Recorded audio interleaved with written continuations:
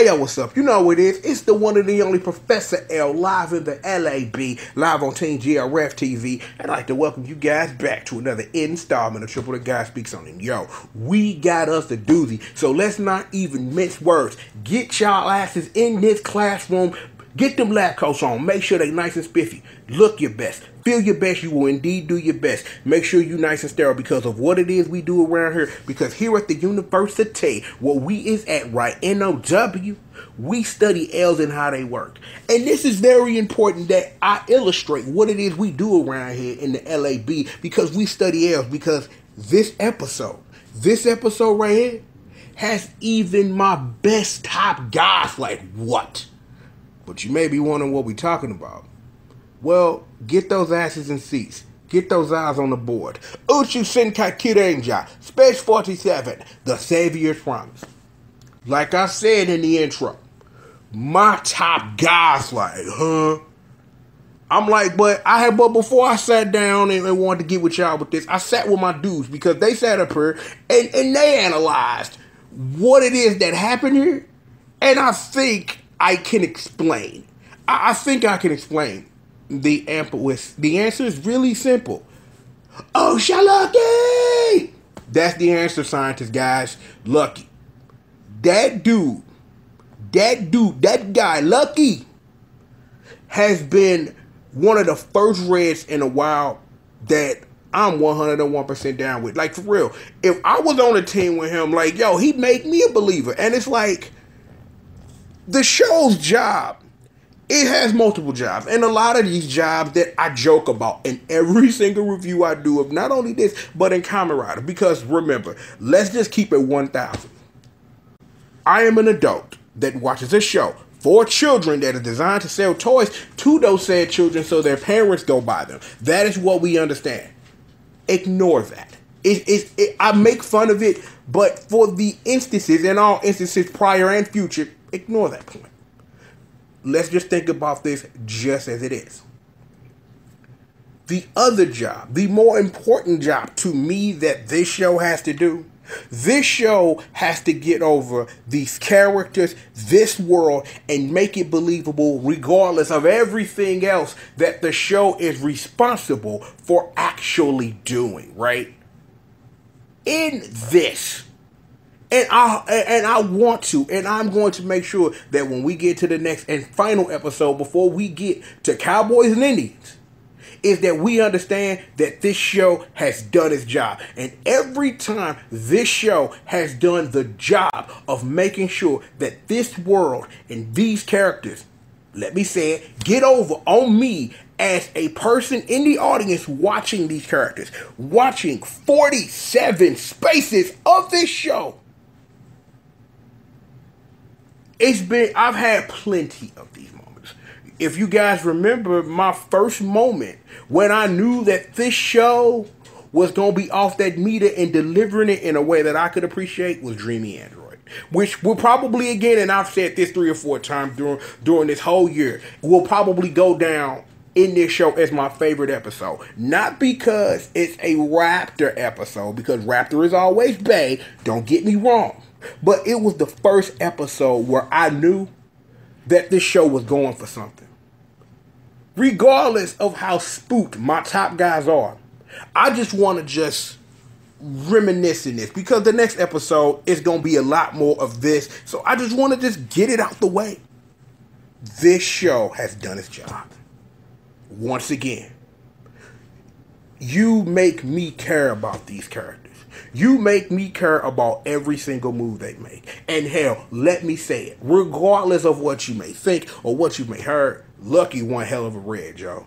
Lucky one hell of a Red, and he got one hell of a squad behind him. Like, if I was on this team, I'd be down with whatever this dude's like, hey, yo, you can jump off a roof, and I'll say, oh, Lucky, and it's going to be all good, my dude. Okay, then. The last time, for real, that I have been down with a Red like this, Daigo Kiryu. Daigo Kiryu made his team believers, made me as a believer, as not only as a leader, but a damn good Red. And like I said, and since Daigo, the Reds have been, Like, you know, the Reds been, you know, it is what it is with that. You know what I'm saying? Like, when I think about the Reds we've had recently up to this point, you know, I'm like, I could get with him. You know what I'm saying? Ultimately, what Tokuja became, I'm alright with that. You know what I'm saying? Like, I could definitely, legitimately, and I'm going to be 101% real. I may not have agreed with the monstrous level L's that Yamato Kazakiri took in the whole space thereof of a show like Zyuohger that I didn't agree 101% with. And you know, and for some shameless plugs, you know, you can watch all of that. You know what I'm saying?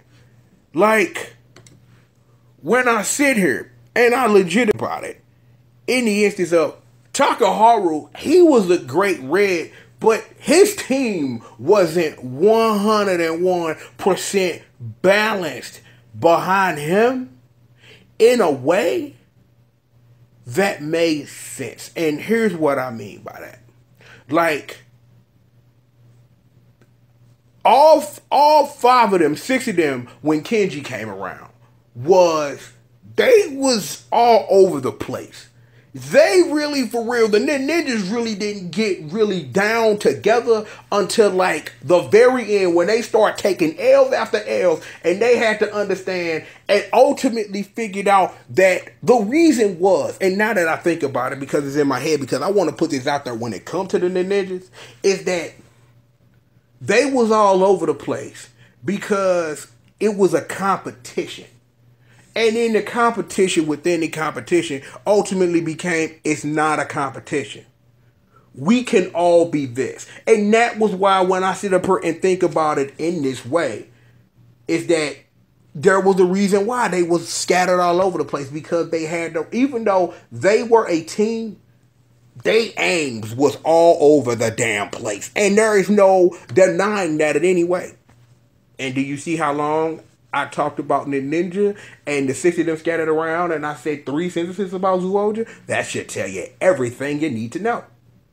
Regardless, like I said, lucky is that dude. He got one hell of a squadron, and this episode proved it once again. Remember, this whole thing is about right now my top dudes sitting up here figuring out how can you weaponize L's. Well, let's take a journey through the episode and let's figure out how Oshalaki sat up here and weaponized some L's, right? We start our episode where the hell we ended it. So Rugi's been taken over. Shinron Perp took a massive L and he's gone. So Rugi is down on my that nigga. Shinron Perp is all beknownst dead. And they sitting up here like, what we gonna do? Lucky like I got a plan. As someone watching the show, right, it is at this juncture that I'm like, okay, what's your plan? You don't tell me this. We just skipping around for the sake of brevity. You don't tell me this. But in this time that you're not telling me what your master plan is, leader dude, is we got everybody's emotions all over the damn place. You got that boy Woof Woof and that girl Cutie Hammy, aka I Turn on Moon Sexy Hammy, you know what I'm saying? Like, yo, give her props. Gotta get them props up. Like, she made a legitimate, interesting point. And the reason why I'm gonna bring this up, you'll see.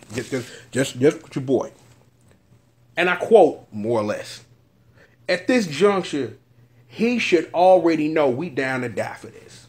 We down to ride and die for this universe. You may be wondering, like, why am I picking out that specific line? That's what great leaders do. Great leaders make it your own decision to do what needs to be done. And you might sit up here and you might want to try to flip or twist that or anything like that. But for real talk, it really ain't nothing to flip or twist. It's that don't do this thing that could endanger your very existence because I told you to do it. Do it because it's what you want. That is indeed what great leaders do. Make it your choice. So we got this already. Hand me ride up. You know that boy Goro, he ready to ride. Like, Lucky, that's the fam. You know what I'm saying? Like, yo, I ride or die. Like, yo, it is what it is. What I appreciated about this scene, and probably my favorite part of this part of the episode, Naga admitting he was legitimately afraid. And then for Balance to come through and explain, like, yo, that's one hell of an emotion you picked up, fam. What you mean? If you scared, then you know that means that you got something to lose. The Naga Ray we met in episode 2 of this show is not the Naga Ray we got right now in front of us. Afraid that he's going to lose everything he's worked hard for, whether it's his gathering of becoming a more emotional person, if it's ultimately that this team that is more than his team, that it's his family and his closest family, his brother, his ace boom, balance. That's growth. And I've said that multiple times about one Naga Ray, but it don't change. That is growth. I can do nothing but respect that. And I'll probably say it one more time when we get to the final episode next time. But it is what it is. Meanwhile, we got the Aibo squad and little brother Japanese Justin. They sitting up here like, yo, what we gonna do? Yo, may Professor Anton, the good side, have mercy on our souls when we go out here and we put in this work against them dark matter boys. You feel me? Something Mallet. Anyway,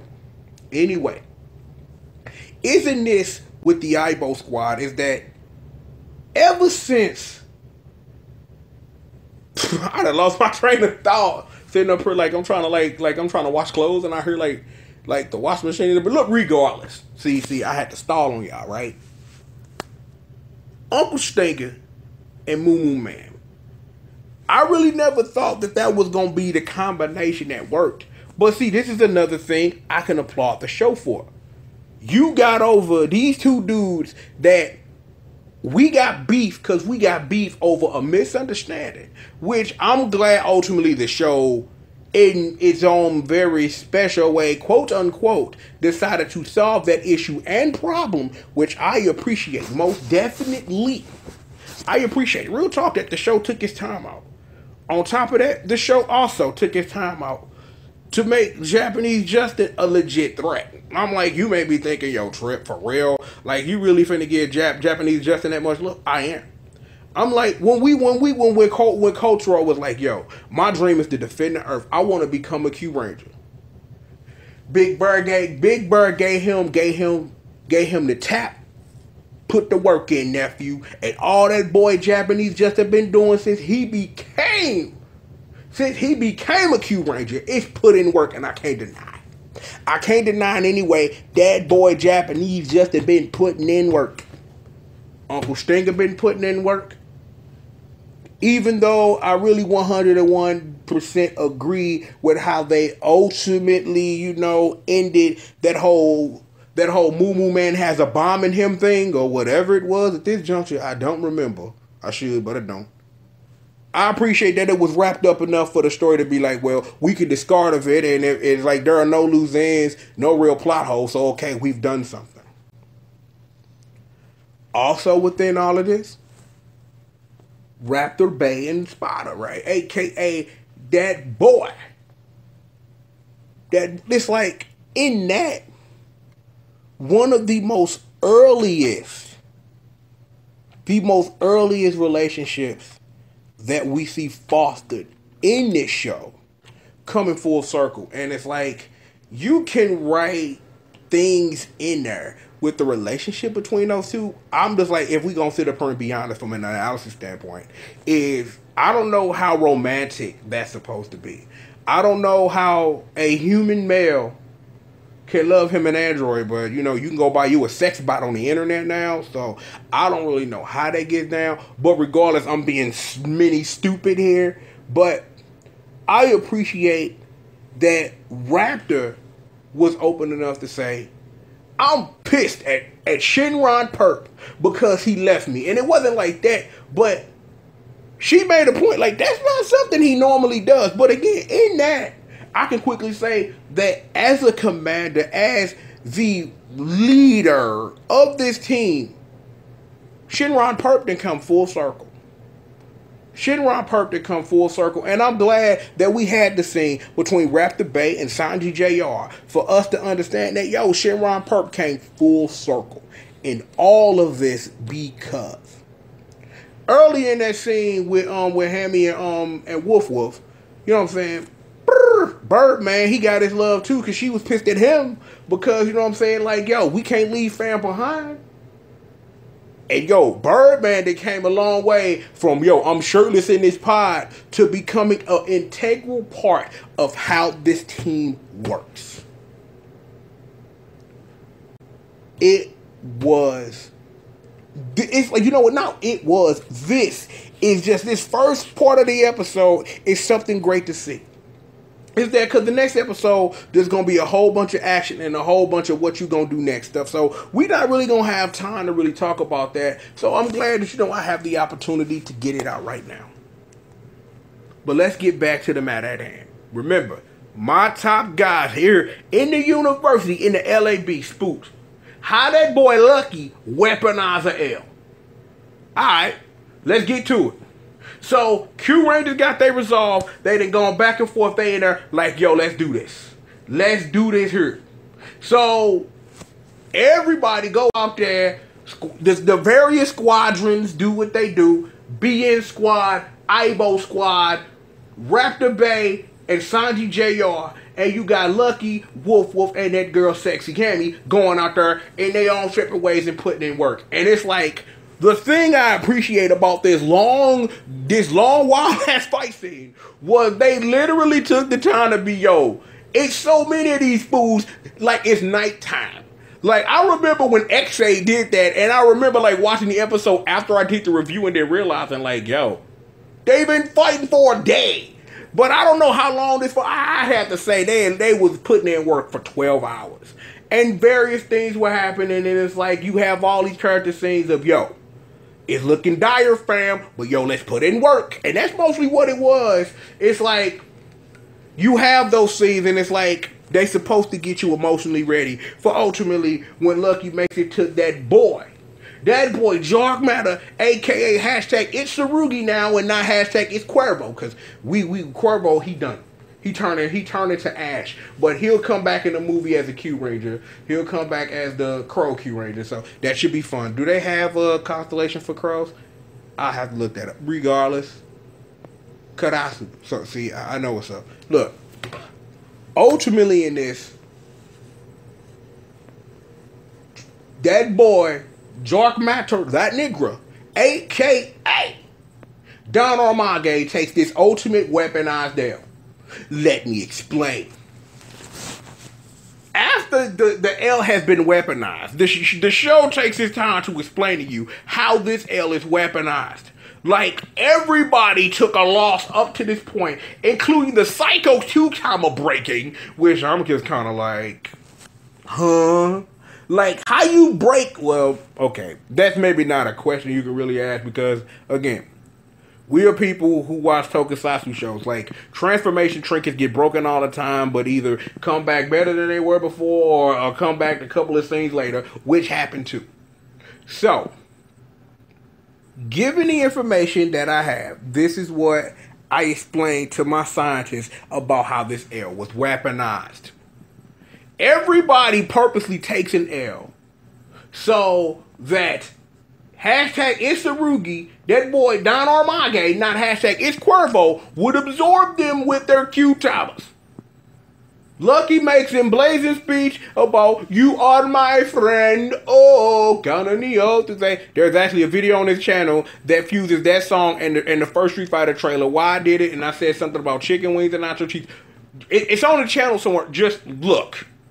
In this also, we get Tsurugi's full circle. In this junk, like we got a little bit earlier with Sexy Hammy or whatever, but we getting Tsurugi full circle, that Birdman, right? So it's like, I hated your punk ass, but you my nigga now. Give me your power, homie. He sticks the she ain't no Q timer in there. And then, you know, they do a final attack or whatever because it's all 12 Q-timers, and then they all explode and fall out. The powers restore the Psycho Q-timer, and then we prepare for the final battle. After, you know, a whole bunch of discussion, Raptor Bay choking the shit out of Shinron Perp, it's just craziness, right? Then I'm sitting up here thinking, like, well, this one more episode. There's no way that this is over, and they're not going to do something, like, extra stupid, like all of a sudden introduce some random villain for one episode. Now, Don Armage, in whatever form he been in, like these past couple episodes, that's been very independent on who he's absorbed this week, like on some Super Boo from Dragon Ball Z shit. He sits up here and absorbs the planetum from all the universe. Just sit up here, I'm a superpower. And you don't really look like you've been for real powered up. And it's like you sit here at this juncture while Kyuranger is being played. Like wondering, like this dude didn't absorb the whole universe. And it's like you wonder, like, how is Don Armage finna take this monstrous level L? Let me spoil it for you. In the midst of him absorbing everything, Lucky said one important thing. The universe denies you because you say you the universe. So now there's going to be a reverse spirit bomb because now you done absorb the thing that's going to kill you. So now we finna weaponize L's 2 episodes back to back. And I'm just like, okay, show. Okay. Let's just get the Cowboys and Indians. I'm joking. Okay, let's just get the Cowboys and Indians. This was a wonderful episode. Regardless of all my joking and me clowning, this was a wonderful episode, and I cannot wait for the final space. I cannot wait. I'm like, you guys might be wondering, though. Yo, like, you would have probably put this out earlier this week or something? No. I've got a plan. At first, I was going to get on this video and explain what the plan is to you. Just keep your eyes peeled. I got a plan. Got some free time this week. Got some plans. Just let me do the plan. All right, just let me do the plan thing. You guys will see. We'll be back later today as usual with that boy coming right up below with this hazard trigger. Black man, da da da da da da da rabbit tank. Black man, da da da da da Pepsi man. I don't know where that came from. I just had a song in my heart. I wanted to be semi-racist. But look. One and only Professor L, live in the LAB, live on Team GRF TV, and I'm... Ho. Yeah, that is exactly what I told them, yes. Yes. The only reason the L was weaponized correctly is because Lucky is some weird plot trigger, and it's just business, and it just is what it is because that's just how things work. That was the answer. I don't know why y'all didn't sit in here in this lecture while I was explaining why Don Armage took this massive level L and had a L weaponized in him with 12 people slashing their way out of his soul or something. I'm not really sure, but that's what happened. All right, go do your thing. Glad I could help. See,